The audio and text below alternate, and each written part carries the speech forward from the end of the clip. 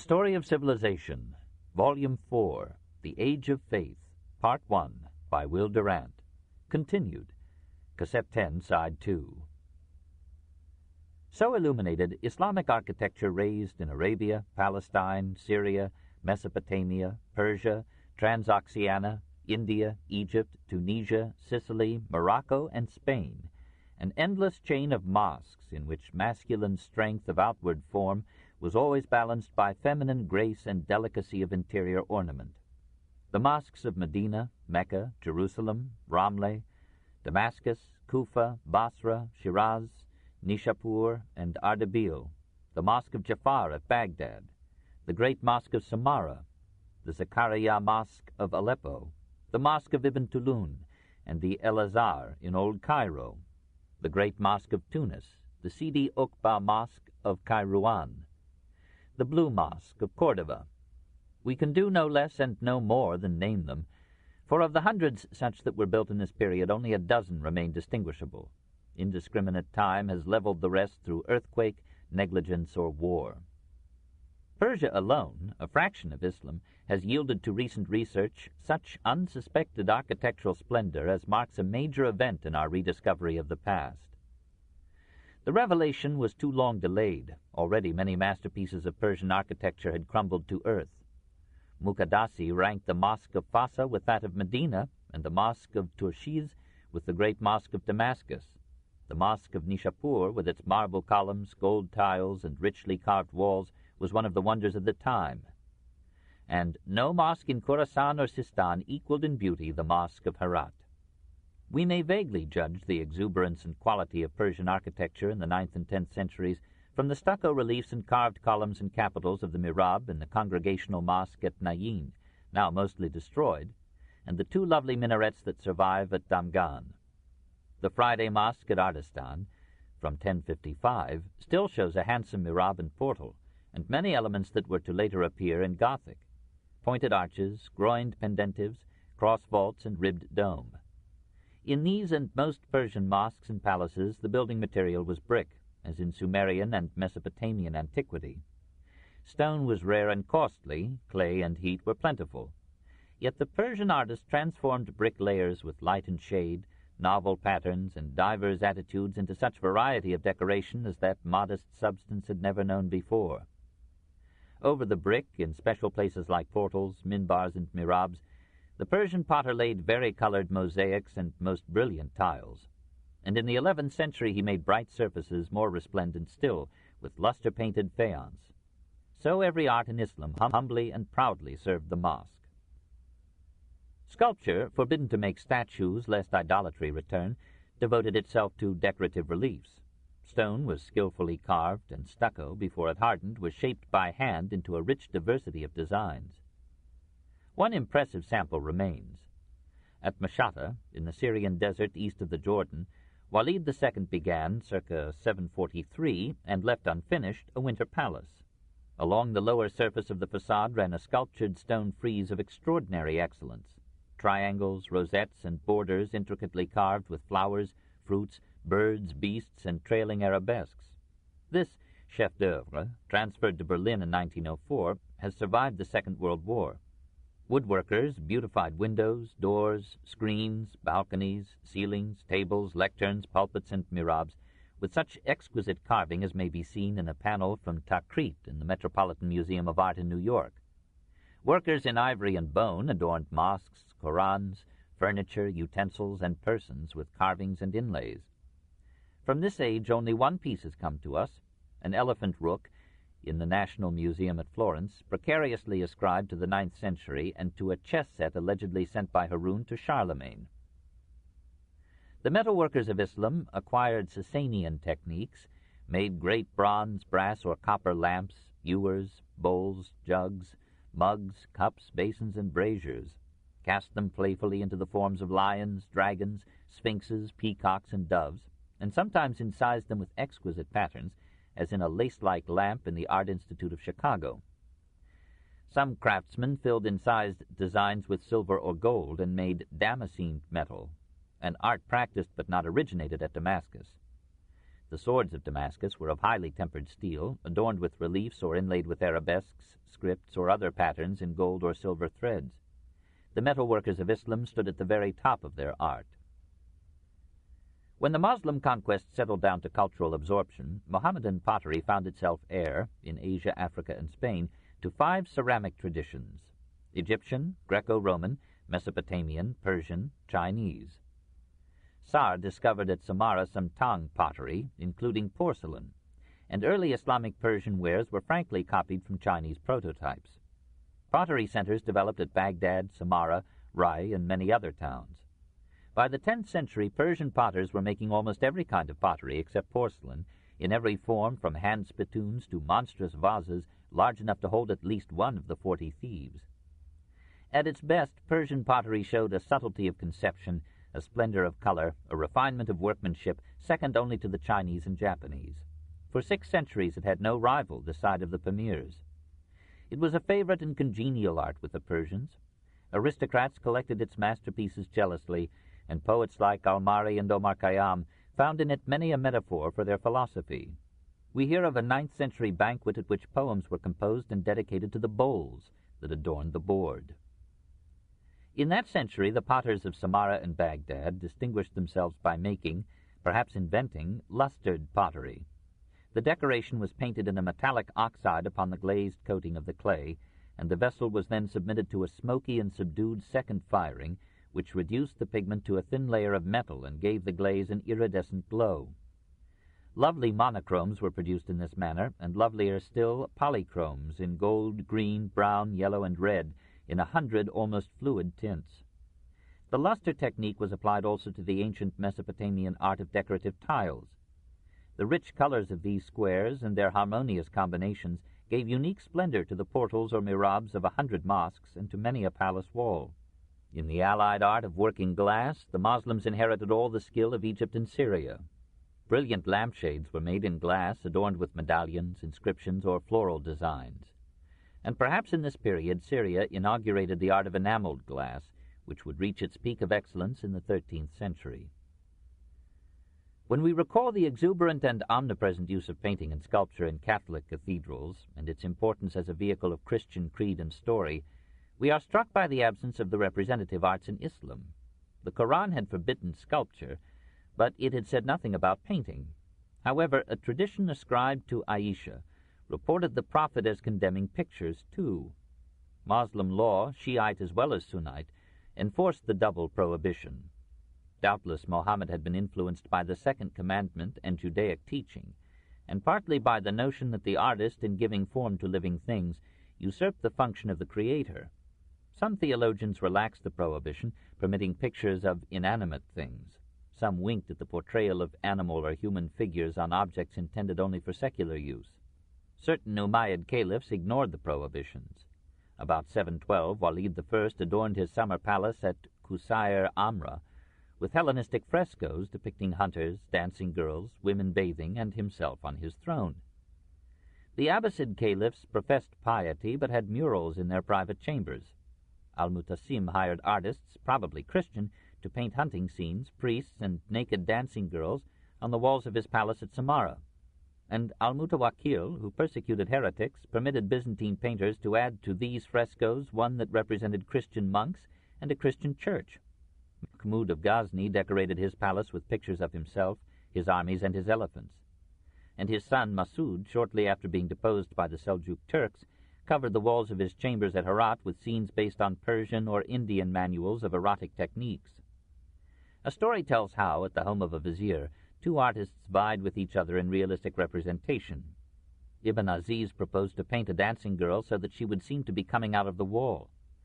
Al-Qasir undertook a harder task, to paint her so that she would seem to be going into the wall. Each succeeded so well that the vizier gave them robes of honor and much gold. Many other violations of the interdict could be listed. In Persia particularly, we find living things pictured in joyous abundance and in every form of pictorial art. Nevertheless, the prohibition, supported by the people to the point of occasionally mutilating or destroying works of art, delayed the development of Islamic painting, largely restricted it to abstract ornament, almost excluded portraiture, yet we hear of 40 portraits of Avicenna, and left the artists completely dependent upon royal or aristocratic patronage. From this age no Moslem murals survive save those of Qusair Amra and Samarra. They reveal a strange and barren marriage of Byzantine techniques with Sasanian designs. As if in compensation, Islamic miniatures are among the finest in history. Here fruition came to a varied heritage, Byzantine, Sasanian, and Chinese, and zealous hands carried on an art so intimately beautiful that one almost resents Gutenberg. Like chamber music in modern Europe, so in medieval Islam the illumination of manuscripts with miniature paintings was an art for the aristocratic few. Only the rich could maintain an artist in the devoted poverty that produced these patient masterpieces. Here again decoration subordinated representation. Perspective and modeling were deliberately ignored. A central motif or form, perhaps a geometrical figure or a single flower, was extended in 100 variations, until nearly every inch and even the border of the page was filled with lines as carefully drawn as if incised. In secular works, men, women, and animals might be introduced in scenes of hunting, humor, or love. But always the ornament was the thing, the fanciful play of delicate line, the liquid flow of harmonious colors, the cool perfection of abstract beauty intended for a mind at peace. Art is significance rendered with feeling through form, but the feeling must accept discipline, and the form must have structure and meaning, even if the meaning outreach the realm of words. This is the art of illumination, as of the profoundest music. Calligraphy was an integral part of illumination. One must go as far as China to find again so fraternal a union of writing and design. From Kufa had come the Kufic letters, clumsily angular, crudely sharp. The calligraphers clothed these meager bones with vowel, inflectional, prosodic, diacritical marks, and little floral flourishes. So redeemed, the Kufic script became a frequent feature of architectural decoration. For cursive writing, however, the Nashki form of the Arabic alphabet proved more attractive. Its rounded characters and sinuous horizontal flow were of themselves a decoration. In all the world is no writing or print that equals it in beauty. By the 10th century it had gained the upper hand over Kufic in all but monumental or ceramic lettering. Most of the Moslem books that have reached us from the Middle Ages are in Nashki script. The majority of these surviving volumes are Qurans. Merely to copy the holy book was a work of piety sure of divine reward. To illustrate it with pictures was accounted sacrilege, but to lavish beautiful handwriting upon it was deemed the noblest of the arts. Whereas miniaturists were hired artisans poorly paid, calligraphers were sought and honored with royal gifts, and numbered kings and statesmen in their ranks. A scrap of writing by a master's hand was a priceless treasure. Already in the 10th century there were bibliophiles who lived and moved and had their being in their collections of fine manuscripts, written on parchment with inks of black, blue, violet, red, and gold. Only a few such volumes have reached us from this age. The oldest is a Koran in the Cairo Library, dated 784. When we add that such works were bound in the softest, strongest leather, tooled or stamped with unexcelled artistry, and the cover itself in many instances adorned with an elegant design, we may without hyperbole rank Islamic books of the 9th to the 18th century as the finest ever issued. Which of us can be published in such splendor today? In the embellishment of Islamic life, all the arts mingled like the interlaces of a decorative theme.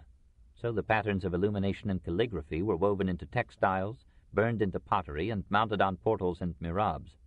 If medieval civilization made little distinction between artist and artisan, it was not to belittle the artist, but to ennoble the artisan. The goal of every industry was to become an art. The weaver, like the potter, made undistinguished products for ephemeral use. But sometimes his skill and patience found expression, his dream found form in robes or hangings, rugs or coverings, embroideries or brocades woven for many lifetimes, designed with the finesse of a miniature, and dyed in the gorgeous colors so favored of the East. Byzantine, Coptic, Sasanian, Chinese textiles were already famous when the Moslems conquered Syria, Persia, Egypt, and Transoxiana. Islam was quick to learn, and though the Prophet had proscribed silk, Moslem factories soon issued the sinful substance in bold abundance for men and women who sought forgiveness for their bodies as well as their souls. A robe of honor was the most precious present a caliph could offer his servitors. The Moslems became the leading silk merchants of the medieval world. Persian silk taffeta was bought for European ladies as taffeta. Shiraz was famous for its woolen cloths, Baghdad for its baldachin hangings and tabby silks. Khuzestan for fabrics of camel's or goat's hair, Khorasan for its sofa, from the Arabic sufa, covers, Tyre for its carpets, Bokhara for its prayer rugs, Herat for its gold brocades. No samples of these products from this period have survived the wear and tear of time. We can only surmise their excellence from later work and the witness of the writers of their age. An entry in the archives of Harun al-Rashid notes 400,000 pieces of gold, the price of a robe of honor for Jafar, the son of Yahya the vizier. 8. Music. Music, like sculpture, was at first a sin in Islam.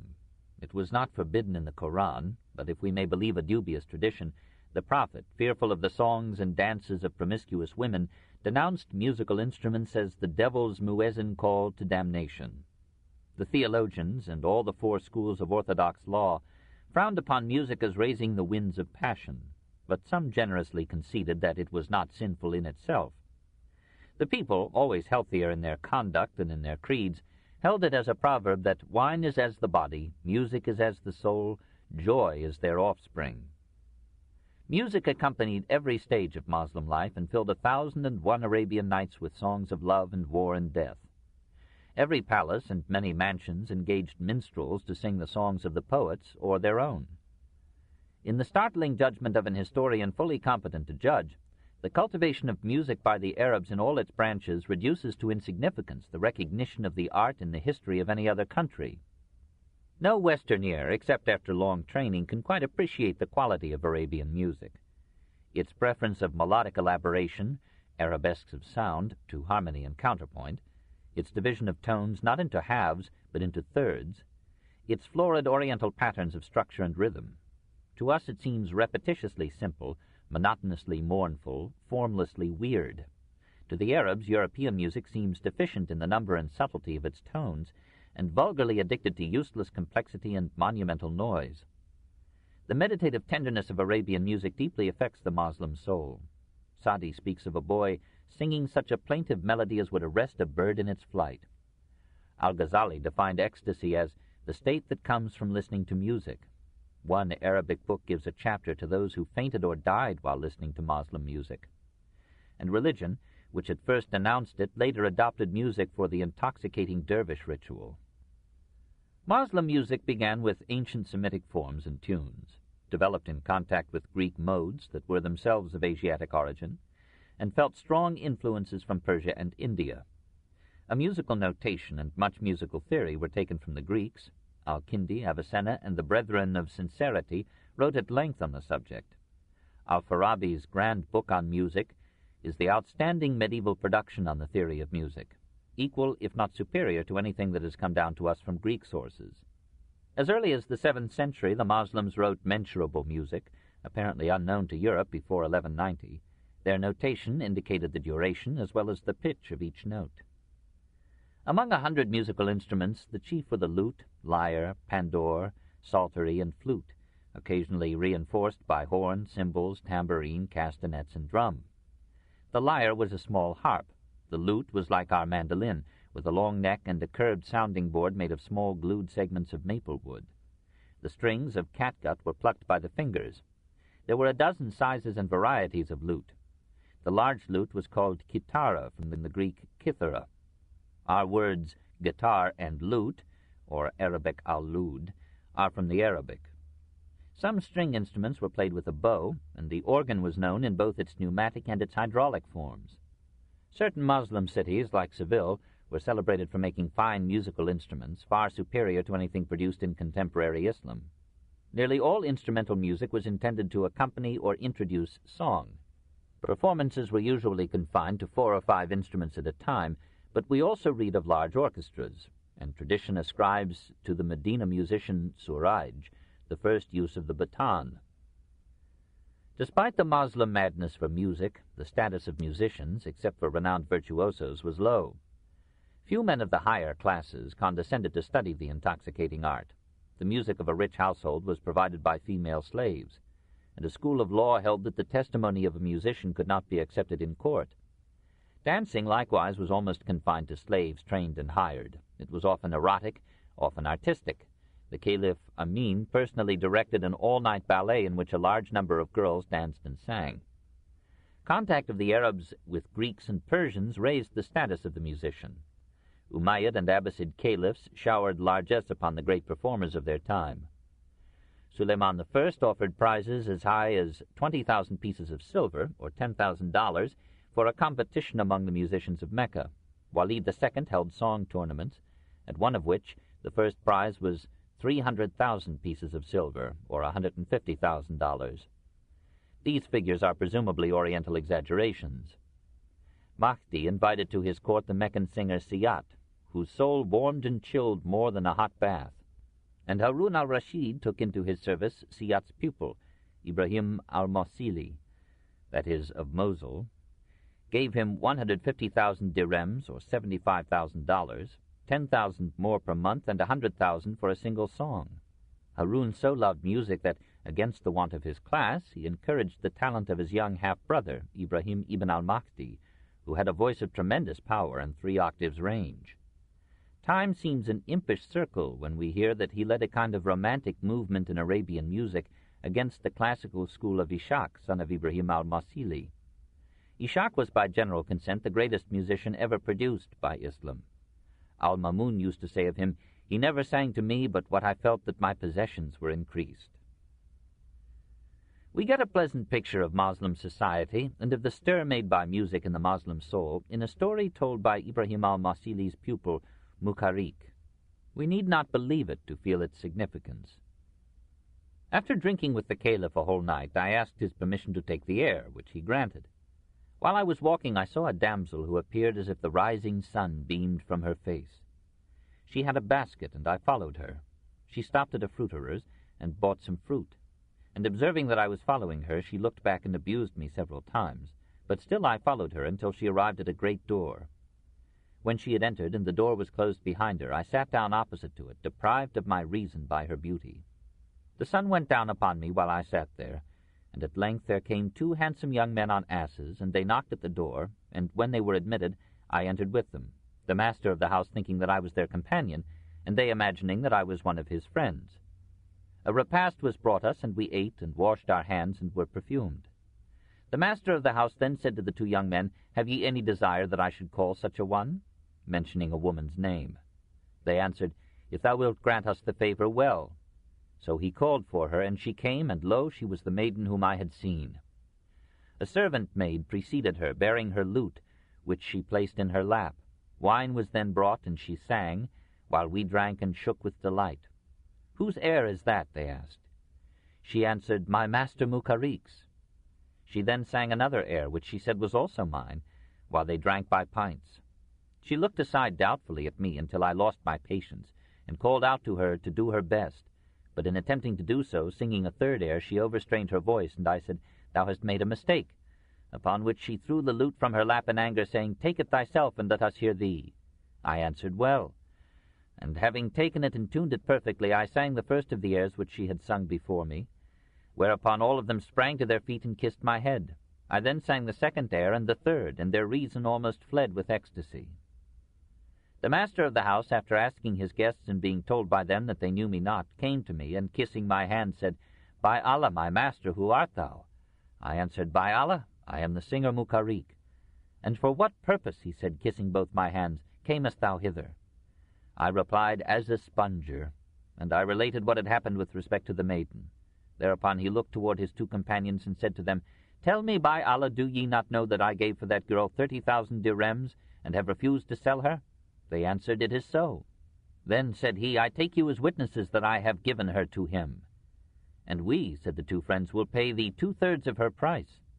So he put me in possession of the girl, and in the evening when I departed he presented me also with rich robes and other gifts, with all of which I went away. And as I passed the places where the maiden had abused me, I said to her, "Repeat thy words to me." But she would not for shame. Holding the girl's hand, I went with her to the Caliph, whom I found in anger at my long absence. But when I related my story to him, he was surprised and laughed, and ordered that the master of the house and his 2 friends should be brought before him, that he might requite them. To the former he gave 40,000 dirhams, to each of his 2 friends 30,000, and to me 100,000. And I kissed his feet and departed. Chapter 13. Western Islam, 641 to 1086. 1. The Conquest of Africa. The Near East was but a part of the Islamic world. Egypt, under the Moslems, resurrected her pharaonic glory. Tunis, Sicily, and Morocco recovered orderly government under Arab leadership, and a passing brilliance illuminated Kairouan, Palermo, and Fez. Moorish Spain was a peak in the history of civilization, and later the Moslem moguls ruling India would build like giants and finish like jewelers. While Khalid and other conquerors subdued the East, Amr ibn al-As, only 7 years after Muhammad's death, set out from Gaza in Palestine, captured Pelusium and Memphis, and marched upon Alexandria. Egypt had ports and naval bases, and Arab power needed a fleet. Egypt exported corn to Constantinople, and Arabia needed corn. The Byzantine government in Egypt had for centuries used Arab mercenaries as police. These were no hindrance to the conquerors. The Monophysite Christians of Egypt had suffered Byzantine persecution. They received the Moslems with open arms, helped them to take Memphis, guided them to Alexandria. When it fell to Amr after a siege of 23 months in 641, he wrote to the Caliph Omar, "It is impossible to enumerate the riches of this great city, or to describe its beauty. I shall content myself with observing that it contains 4,000 palaces, 400 baths, 400 theaters." Amr prevented pillage, preferring taxation. Unable to understand the theological differences among the Christian sects, he forbade his Monophysite allies to revenge themselves upon their orthodox foes, and upset the custom of centuries by proclaiming freedom of worship for all. Did Amr destroy the Alexandrian library? The earliest mention of this story is found in Abd al-Latif, who lived from 1162 to 1231, a Muslim scientist. It is more fully given in Bar Hebraeus, who lived from 1226 to 1286, a Christianized Jew of eastern Syria who wrote in Arabic under the name of Abul Faraj, an epitome of world history. In his account, an Alexandrian grammarian, John Philoponus, asked Amr to give him the manuscripts of the library. Amr wrote to Omar for permission. The Caliph, we are told, replied, "If these writings of the Greeks agree with the Book of God, they are useless and need not be preserved. If they disagree, they are pernicious and should be destroyed." Legend shortens this probably legendary answer to, "Burn the libraries, for they are contained in one book," the Koran. According to Bar Hebraeus, Amr distributed the contents of the library among the city's public baths, whose 4,000 furnaces were fueled for 6 months with the papyrus and parchment rolls. This in 642. Against this story, it should be noted that 1. A large part of the library had been destroyed by Christian ardor under the Patriarch Theophilus in 392. 2. The remainder had suffered such hostility and neglect that most of the collection had disappeared by 642. And 3. In the 500 years between the supposed event and its first reporter, no Christian historian mentions it, though one of them, Eutychius, Archbishop of Alexandria in 933, described the Arab conquest of Alexandria in great detail. The story is now generally rejected as a fable. In any case, the gradual dissolution of the Alexandrian library was a tragedy of some moment, for it was believed to contain the complete published works of Aeschylus, Sophocles, Polybius, Livy, Tacitus, and 100 others, who have come down to us in mangled form. Full texts of the pre-Socratic philosophers, who survive only in snatches, and thousands of volumes of Greek, Egyptian, and Roman history, science, literature, and philosophy. Amr administered Egypt competently. Part of the oppressive taxation financed the repair of canals and dikes, and the reopening of an 80-mile canal between the Nile and the Red Sea. Ships could now sail from the Mediterranean into the Indian Ocean. This canal was again choked with sand in 723 and was abandoned. Amr built a new capital on the site where he had pitched his camp in 641. It was called Al-Fustat, apparently from the Arabic for tent. It was the first form of Cairo. There, for 2 centuries, from 661 to 868, Muslim governors ruled Egypt for the caliphs of Damascus or Baghdad. Every conquest creates a new frontier, which, being exposed to danger, suggests further conquest.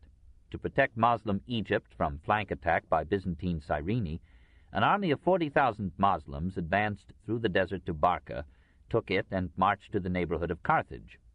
The Moslem general planted his spear in the sand some 80 miles south of the modern Tunis, built a camp, and so founded, in 670, one of Islam's major cities, Kairouan, the resting place. Realizing that the capture of Carthage would give the Muslims control of the Mediterranean and an open road to Spain, the Greek emperor sent troops and a fleet. The Berbers, forgetting for a moment their hatred of Rome, joined in defending the city, and it was not till 698 that Carthage was subdued. Soon thereafter Africa was conquered to the Atlantic shores. Berbers were persuaded almost on their own terms to accept Moslem rule, and presently the Moslem faith. Africa was divided into 3 provinces: Egypt with its capital at Al-Fustat, Ifriqiya with its capital at Kairouan, Maghreb or Morocco with its capital at Fez. For a century even these provinces acknowledged the eastern caliphs as their sovereigns, but the difficulties of communication and transport were increased by the removal of the caliphate to Baghdad, and one by one the African provinces became independent kingdoms. An Idrisid dynasty from 789 to 974 ruled at Fez, an Aghlabid dynasty from 800 to 909 at Kairouan, and a Tulunid dynasty from 869 to 905 in Egypt. That ancient granary, no longer robbed of its product by foreign masters, entered into a minor renaissance.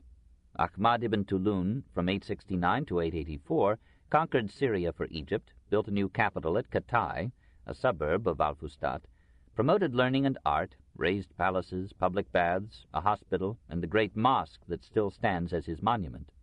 His son, Kumarawai, from 884 to 895, transmuted this energy into luxury, walled his palace with gold, and taxed his people to provide himself with a pool of quicksilver, on which his bed of inflated leather cushions might gently float to win him sleep.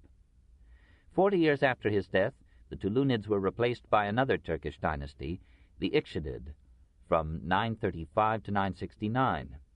These African monarchies, having no roots in the blood or traditions of the people, had to base their rule on military force and leadership, and when wealth weakened their martial ardor, their power melted away. The greatest of the African dynasties reinforced its military supremacy by associating itself with an almost fanatical religious belief. About 905, Abu Abdallah appeared in Tunisia, preaching the Ismaili doctrine of the 7 Imams, proclaiming the early coming of the Mahdi or Savior, and won such a following among the Berbers that he was able to overthrow the Aghlabid rule in Kairouan. To meet the expectations he had aroused, he summoned from Arabia Ubaydullah ibn Muhammad, alleged grandson of the Ismaili prophet Abdallah, hailed him as the Mahdi, made him king in 909, and was soon put to death by his king's command. Ubaydullah claimed descent from Fatima and gave her name to his dynasty. Under the Aghlabids and Fatimids, North Africa renewed the prosperity it had known in the heyday of Carthage and under imperial Rome. In the youth of their vigor, the Moslem conquerors in the 9th century opened 3 routes, 1,500 to 2,000 miles long, across the Sahara to Lake Chad and Timbuktu. Northward and westward they established ports at Bone, Oran, Ceuta, and Tangier. A fructifying commerce bound the Sudan with the Mediterranean and eastern Islam with Morocco and Spain. Spanish Moslem refugees brought to Morocco the art of leather. Fez flourished as a center of exchange with Spain and became famous for its dyes, perfumes, and rimless cylindrical red hats. In 969 the Fatimids wrested Egypt from the Ikhshidids, and soon thereafter spread their rule over Arabia and Syria. The Fatimid Caliph Mu'iz transferred his capital to Kahira, now Cairo. As Katai had been a northeastern extension of Fustat, so Kahira, the victorious, was a northeastern prolongation of Katai, and like its predecessors, began as a military camp. Under Mu'iz, from 953 to 975, and his son Aziz, from 975 to 996, the vizier Yaqub ibn Kilis, a Baghdad Jew converted to Islam, reorganized the administration of Egypt and made the Fatimids the richest rulers of their time. When Mu'iz's sister Rashida died, she left 2,700,000 dinars and 12,000 robes. When his sister Abda died, she left 3,000 silver vases, 400 swords damascened in gold, 30,000 pieces of Sicilian textiles, and a hoard of jewelry. But nothing fails like success. The next caliph, Al-Hakim, from 996 to 1021, went half mad with wealth and power. He arranged the assassination of several viziers, persecuted Christians and Jews, burned many churches and synagogues, and ordered the demolition of the Church of the Holy Sepulchre in Jerusalem. the execution of this order was a contributory cause of the Crusades. As if to repeat the career of Caligula, he proclaimed himself a god and sent missionaries to establish his cult among the people. When some of these preachers were killed, he took Christians and Jews back into favor and rebuilt their shrines. He was assassinated at the age of 36. Despite these royal prerogatives, Egypt prospered as the commercial link between Europe and Asia. Increasingly, the merchants of India and China sailed past the Persian Gulf and up the Red Sea and the Nile into Egypt. The wealth and power of Baghdad declined, those of Cairo grew. Nasiri Khosrow, visiting the new capital in 1047, described it as having 20,000 houses, mostly of brick, rising to 5 or 6 stories, and 20,000 shops so filled with gold, jewelry, embroideries, and satins that there was no room to sit down. The main streets were protected against the sun and were lighted at night by lamps. Prices were fixed by the government, and anyone caught charging more was paraded through the city on a camel, ringing a bell and confessing his crime. Millionaires were numerous. One merchant, a Christian, fed the whole population at his own expense during 5 years of famine caused by the low level of the Nile, and Yaqub ibn Kilis left an estate of some $30 million. Such men joined with the Fatimid caliphs in building mosques, libraries, and colleges, and fostering the sciences and the arts. Despite occasional cruelties, wasteful luxuries, the usual exploitation of labor, and the proper number of wars, the rule of the Fatimids was in general beneficent and liberal, and could compare in prosperity and culture with any age in Egyptian history. The wealth of the Fatimids reached its peak in the long reign of Mustansir from 1036 to 1094, the son of a Sudanese slave. He built for himself a pleasure pavilion and lived a life of music, wine, and ease. This, he said, is more pleasant than staring at the black stone, listening to the muezzin's drone, and drinking impure water, meaning from Mecca's holy well of Zemzem.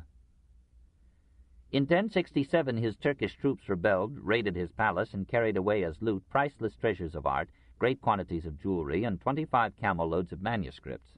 Some of these served the Turkish officers as fuel to heat their homes, while exquisite leather bindings mended the shoes of their slaves. When Mustansir died, the Fatimid Empire fell to pieces. Its once powerful army broke into quarreling factions of Berbers, Sudanese, and Turks. Ifriqiya and Morocco had already seceded, Palestine revolted, Syria was lost. When, in 1171, Saladin dethroned the last Fatimid caliph, one more Egyptian dynasty had followed its predecessors through power and pleasure to decay. 2. Islamic civilization in Africa, 641 to 1058. The courts of Cairo, Kairouan, and Fez rivaled one another in the support of architecture, painting, music, poetry, and philosophy. But nearly all the surviving manuscripts of Islamic Africa in this period are hidden in libraries which Western scholarship is just beginning to explore. Much of the art has perished, and only the mosques proclaim the vigor and spirit of the age. At Kairouan stands the Mosque of Sidi Okba, originally built in 670, 7 times restored and mostly dating from 838. Its cloisters of round arches are upheld by hundreds of Corinthian columns from the ruins of Carthage. Its pulpit is a masterpiece of wood carving, its mihrab a splendor of porphyry and faience, its square and massive minaret, the oldest in the world, set Assyrian style for the minarets of the West. This mosque made Kairouan the 4th holy city of Islam, one of the 4 gates to paradise. Only less sacred and magnificent were the mosques of Fez and Marrakesh, of Tunis and Tripoli. In Cairo the mosques were many and immense. 300 still adorn that charming capital. The Mosque of Amr, begun in 642, was built in the 10th century. Nothing remains of its early constituents except the fine Corinthian columns, judiciously rescued from Roman and Byzantine ruins. The Mosque of Ibn Tulun, from 878, precariously preserves its first form and ornament. A high crenellated wall surrounds its roomy court. Within are pointed arches older than any others in Egypt except the Arch of the Nilometer, from 865, a structure built on an island in the Nile to measure the rise of the river. Possibly this graceful and convenient form of the arch passed from Egypt through Sicily and the Normans to Gothic Europe. In the ziggurat-like minaret and in the domed tomb of Ibn Tulun are horseshoe arches, one of the less pleasing features of Moslem art. It is told of Ibn Tulun that he had intended to raise the arches on 300 columns, but when he learned that these could be secured only by dismantling Roman or Christian edifices, He decided instead to support the arches with massive piers of brick. Here again this mosque may have suggested a characteristic element of the Gothic style. Finally, as if to make the building a stepping stone to Chartres, some of the windows were filled with colored glass, some with grills of stone in rosette or stellar or other geometrical designs. These, however, are of uncertain date. In 970 to 972, Jawahar, the converted Christian slave who had conquered Egypt for the Fatimids, built the Mosque of El-Azhar, the Brilliant. Some of the original structure is still in place. Here, too, are pointed arches, rising on 380 columns of marble, granite, or porphyry. The Mosque of Al-Hakim, dating from 990 to 1012, was built of stone, and most of it survives, though in disuse and decay. Some conception of its medieval splendor may be gathered from its elegant stucco arabesques and the fine Kufic inscription of the frieze. Once these mosques, now as forbidding as fortresses, and doubtless so designed, were glorified with exquisite carving and lettering, mosaic and tiled mihrabs, and chandeliers that have become museum rarities. The Mosque of Ibn Tulun had 18,000 lamps, many of vari-colored enameled glass. The minor arts were practiced in Islamic Africa with Moslem patience and finesse. Lustered tiles appear in the Kairouan Mosque. Nasiri Khosrou, in 1050, described Cairene pottery so delicate and translucent that the hand placed on the outside can be seen from within.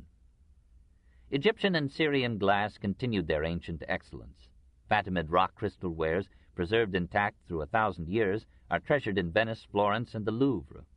Wood carvers delighted the eye with their work on mosque doors, pulpit panels, mihrabs, and window lattices.